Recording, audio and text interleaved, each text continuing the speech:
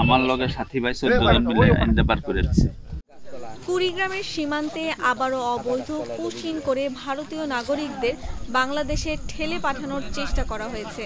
২৭ মে মঙ্গলবার ভোরে জাদুচর ইউনিয়নের ১০৬৭ নম্বর সীমান্ত পিলারের কাছে নো ম্যানস ল্যান্ড এলাকায় এ ঘটনা ঘটে।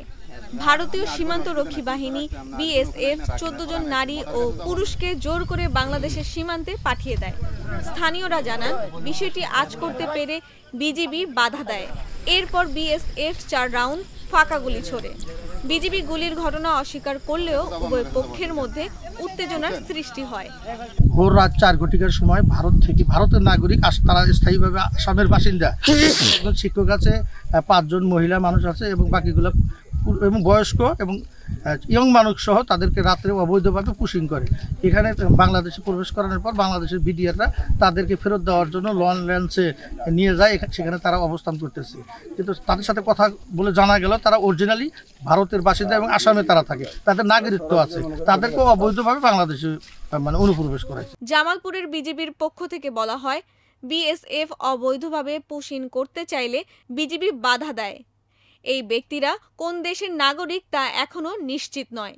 বর্তমানে তারা সীমান্তের শূন্য রেখায় অবস্থান করছেন এবং ঊর্ধ্বতন কর্মকর্তারা ঘটনাস্থলে গেছেন।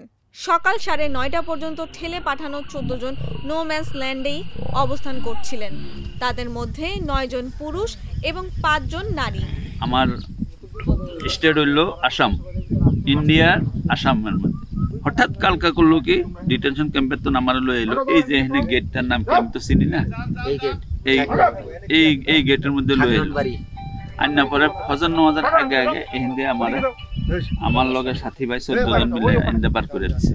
এছাড়াও মঙ্গলবারই কুড়িগ্রামের বুরুঙ্গামারী উপজেলার সীমান্ত এলাকা দিয়ে আরও ২৩ জনকে আরেক দফা পুশিং করেছে। তাদের আটক করে বিজিবি ক্যাম্পে জিজ্ঞাসাবাদ করা হচ্ছে। তাদের পরিচয় এখনো নিশ্চিত হওয়া যায়নি।